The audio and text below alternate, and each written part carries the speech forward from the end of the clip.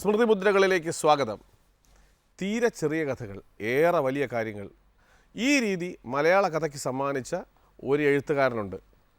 കൊച്ചു നെല്ലിക്കാമണിയിൽ ഒരുപാട് മധുരം നിറഞ്ഞിരിക്കുന്ന ഈ കഥാരീതി അവലംബിച്ച എഴുത്തുകാരനാണ് ഇന്ന് സ്മൃതിമുദ്രകളിൽ അതിഥിയായി എത്തുന്നത്.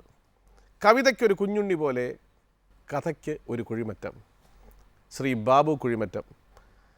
ഇദ്ദേഹത്തിനെ നമുക്ക് സ്മൃതിമുദ്രകളിലേക്ക് വളരെ സ്നേഹത്തോടുകൂടി ഹൃദയത്തോട് ചേർത്ത് നിർത്തി സ്വാഗതം ചെയ്യാം. ചേട്ടാ നമസ്കാരം. കവിതയിലേക്കും കഥയിലേക്കൊക്കെ വരുന്നതിന് മുമ്പ് ഒന്ന് ഏറ്റവും പഴയ കഥകളിൽ നിന്ന് തന്നെ തുടങ്ങാം. ആദ്യമായിട്ട് ഈ കുഴിമറ്റം എന്ന് പറഞ്ഞ സ്ഥലം എവിടെയാണെന്ന് പറഞ്ഞാൽ കൊള്ളാം. കുഴിമറ്റം ഒരു കൊച്ചു കുഗ്രാമമാണ്. കോട്ടയത്തിനടുത്ത് ചിങ്ങവനം കേട്ടിട്ടുണ്ടാവുമല്ലോ. കേട്ടിട്ടുണ്ട്. ചിങ്ങവനം സിസ്റ്റേഴ്സ് മുതൽ ഇങ്ങനെ ചിങ്ങവനം വളരെ അതിനോട് ചേർന്നാണ് കുഴിമറ്റം എന്ന് പറയും. പക്ഷെ ഞാൻ ജനിച്ചത് ഈ കുഴിമറ്റത്തല്ല. ജനിച്ചത് എൻ്റെ അമ്മ വീട്ടിലാണ്. അതെവിടെയാണ്? തിരുവല്ലയിലാണ്. ഒരു ബാല്യ കൗമാരൻ്റെ ഓർമ്മയിൽ ഇങ്ങനെ പച്ച പിടിച്ച് നിൽക്കുന്ന സ്ഥലം കവിയൂരുമാണ്. തിരുവല്ലയ്ക്ക് കിഴക്കുവശത്ത് വളരെ പ്രശസ്തമായൊരു ക്ഷേത്രമുണ്ട് അവിടെ. ഒരു ഹനുമത് ക്ഷേത്രം, കവിയൂരമ്പലം, പേര് കേട്ടതാണ്. എത്ര വർഷം വരെ അവിടെ ഉണ്ടായിരുന്നു? അതൊരു കൗമാരത്തിലേക്ക് കടക്കുമ്പോഴത്തേക്ക് അവിടെ നിന്ന് മാറി. എൻ്റെ സ്കൂളൊക്കെ സ്കൂളല്ല, ഞാൻ കോട്ടയത്തെ വലിയൊരു ജന്മി കുടുംബത്തിൽ ജനിച്ചതാണെങ്കിലും വളരെ ചെറുപ്പത്തിൽ എൻ്റെ പിതാവ് മരിക്കുന്നു. അപ്പോൾ അച്ഛൻ്റെ മരണം കഴിഞ്ഞപ്പോഴത്തേക്ക് പഴയ തറവാടുകൾ, കൂട്ടുകുടുംബ രീതിയിലുള്ള ചില കാര്യങ്ങളൊക്കെ നമുക്കറിയാമല്ലോ. അതെ. അപ്പം എൻ്റെ അമ്മയുടെ ജ്യേഷ്ഠത്തി കവിയൂര് അമ്പലത്തിൻ്റെ തൊട്ടടുത്ത് താമസം. അപ്പോൾ അവരുടെ സംരക്ഷണയിലാണ് എൻ്റെ ജീവിതം പച്ചപിടിക്കുന്നത്. അത് കഴിഞ്ഞ് ഒരു 10-12 വയസ്സായപ്പോൾ തിരിച്ച് കോട്ടയത്തെ കുഴിമറ്റം എൻ്റെ പിതാവിൻ്റെ വീട്ടിലേക്ക് ഞാൻ തിരിച്ചു പോകും. ഈ സ്കൂൾ വിദ്യാഭ്യാസം അതും ശരിക്കും ആരംഭം കോട്ടയത്ത് തന്നെയാണ്. ഒരു 10 വയസ്സ് വരെയൊക്കെ ഇവിടെ ഇങ്ങനെ കോട്ടയത്ത് കുറിച്ചിയിലെ അദ്വൈത വിദ്യാശ്രമം സംസ്കൃത സ്കൂളാണ്. ശ്രീനാരായണ ഗുരുവിൻ്റെ പ്രഥമ ശിഷ്യൻ ശ്രീനാരായണ തീർത്ഥർ സ്വാമികൾ സ്ഥാപിച്ചൊരാശ്രമമാണ്. അദ്ദേഹവുമായിട്ട് എനിക്കൊരു വല്ലാത്ത ബന്ധമുണ്ടായിരുന്നു. എൻ്റെ വായന, എഴുത്ത്, എൻ്റെ വികാരങ്ങൾ ഇതെല്ലാം വഴിതിരിച്ചു വിട്ടത് തീർത്ഥർ സ്വാമികളാണ്. ആ ജീവിതമൊക്കെ ഞാനതിനു മുമ്പ് എൻ്റെ ഓർമ്മ പുസ്തകത്തിൽ അതൊക്കെ എഴുതിയിട്ടുണ്ട്, അവിടുത്തെ ലൈഫും കാര്യങ്ങളും ഒക്കെ. അപ്പോൾ അവിടെയും അന്നും എനിക്ക് സംഗീതം എന്നോട് എപ്പോഴും ചേർന്ന് നിന്നു. ചെറുപ്പത്തിൽ ഞാൻ പാടാറുണ്ടായിരുന്നു. സ്കൂളിലൊക്കെ പാട്ടുപാടി സമ്മാനം നേടിയ സന്ദർഭങ്ങളൊക്കെ ഉണ്ട്.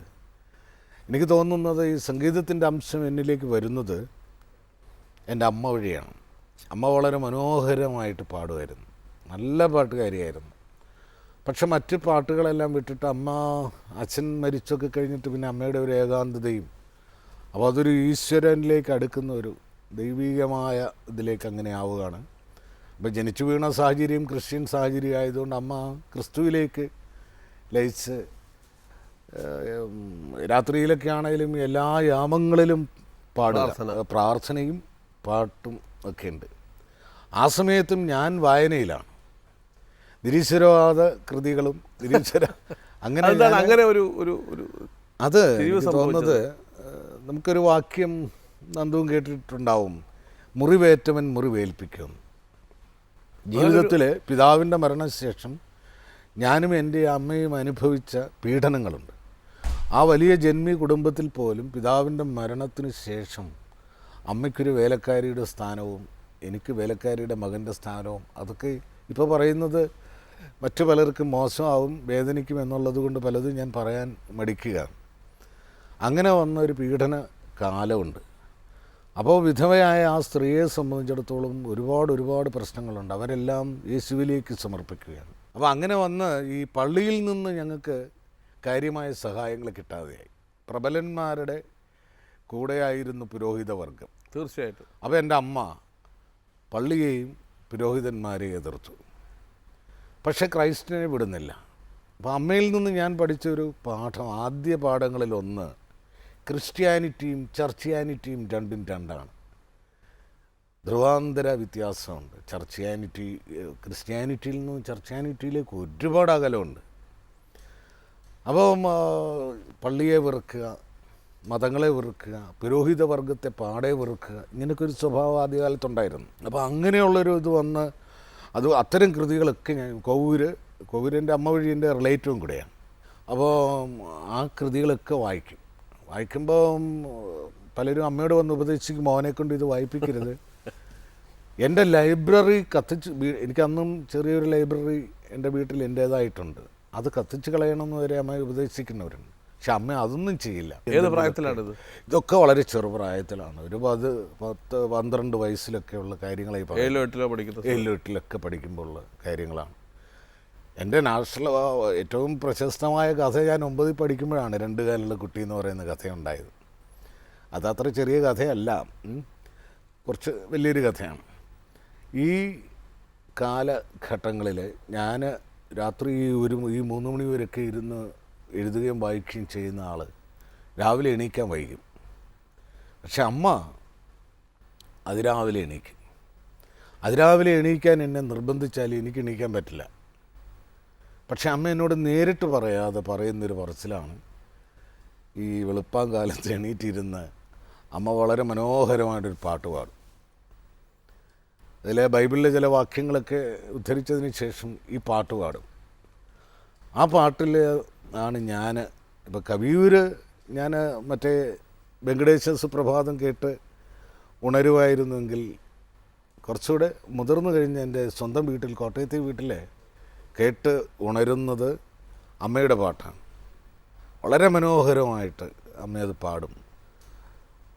മനമേ പക്ഷി ഗണങ്ങൾ ഉണർന്നിത പാടുന്നു ഗീതങ്ങൾ എന്നൊക്കെ പറഞ്ഞിട്ട് നന്ദു അത് കേട്ടിട്ടുണ്ടാവോ? എനിക്ക് കേട്ടതായിട്ട് തോന്നുന്നു. മനമേ പക്ഷി ഗണങ്ങൾ ഉണർന്നിത പാടുന്നു ഗീതങ്ങൾ, മനമേ നീയും ഉണർന്നീട്ടേശു പരനെ പാടി സ്തുതിക്ക എന്ന് പറയാം. അമ്മ അങ്ങോട്ട് പാടാൻ തുടങ്ങി കഴിയുമ്പോൾ ഞാൻ തന്നെ ഉണർന്നു പോകും. അപ്പം എൻ്റെ ഉണർവ് തന്നെ, ഞാൻ ഉണരുന്നത് തന്നെ പാട്ടിലേക്കാണ്, സംഗീതത്തിലേക്കാണ്. മനമേ പക്ഷിഗണങ്ങൾ എന്നുള്ളത് കേൾക്കണം. അതെൻ്റെ അമ്മയാണ്. തീർച്ചയായും കേൾക്കാം.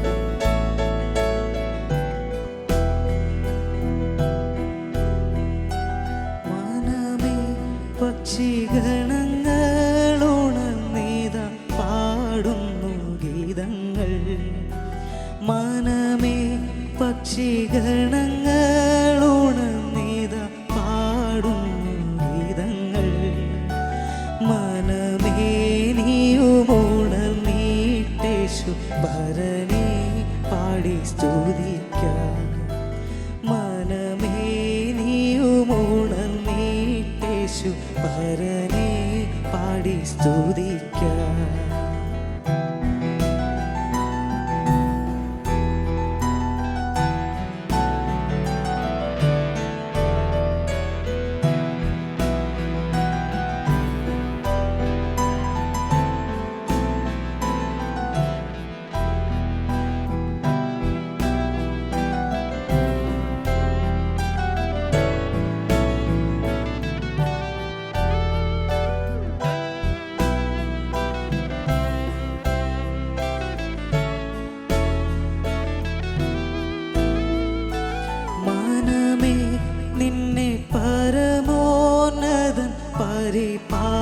പരിപാലിക്കുന്നതിനെ, മനമേ നിന്നെ പരമോന്നതൻ പരിപാലിക്കുന്നതിനെ, നിനച്ചാൽ നിനക്കുശസിൽ കിടന്നുറങ്ങാൻ കഴിഞ്ഞിടുമോ, നിനച്ചാൽ നിനക്കുശസിൽ കിടന്നുറങ്ങാൻ കഴിഞ്ഞിടുമോ, മനമേ പക്ഷിഗണങ്ങളുണർന്നിത പാടുന്നു മനമേ പക്ഷിഗണങ്ങൾ ഉണർന്നിത പാടുന്നു ഗീതങ്ങൾ. മനമേ നീയുമുണർന്നീട്ടേശു പരനെ പാടി സ്തുതിക്കാം. മനമേ നീയുമുണർന്നീട്ടേശു പരനെ പാടി സ്തുതി